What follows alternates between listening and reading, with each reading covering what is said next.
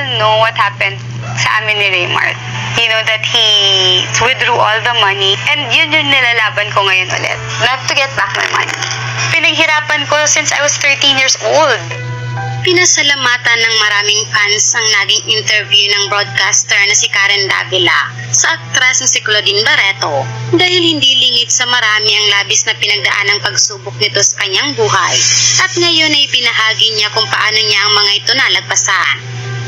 Ayon kay Claudine, ang kanyang mga anak ang isa sa mga rason kung bakit hanggang ngayon ay lumalaban pa siya sa kabila ng pinagdadaan ng pagsubok.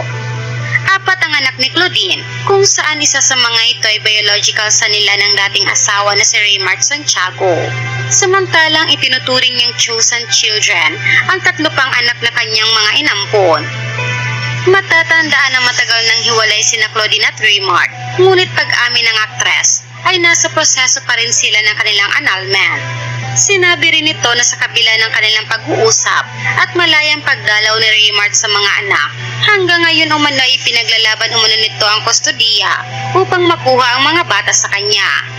Mga pahayag ni Claudine, "He can come to the house anytime, and he knows that. Anytime, any day that he wants to see the children.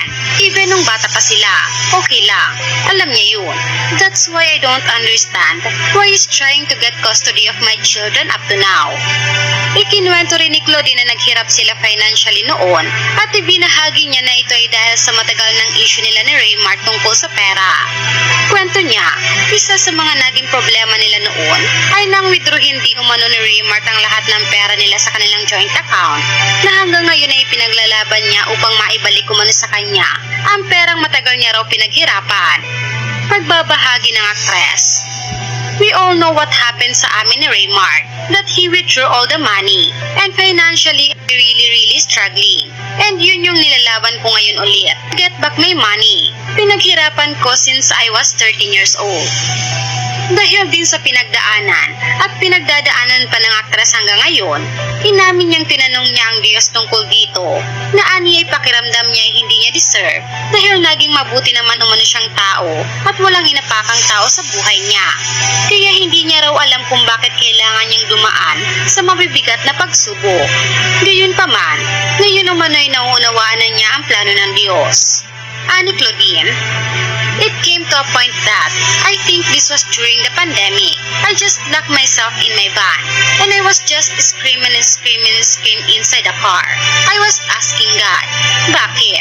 Why am I going through this? Why me? Wala naman akong inagawan. Wala akong gibo. Wala akong ninakawan. At wala akong niloko. You know, I'm a good person. So why are you doing this to me? I mean, how long? I was really mad. I was so angry talaga at God. And then slowly, you drew strength from Him din pala eh." Samantala, labis nga ang paghanga ng maraming fans ni Claudine sa kanya dahil sa tatag na ipinakita nito sa lahat ng pagsubok na pinagdaanan niya.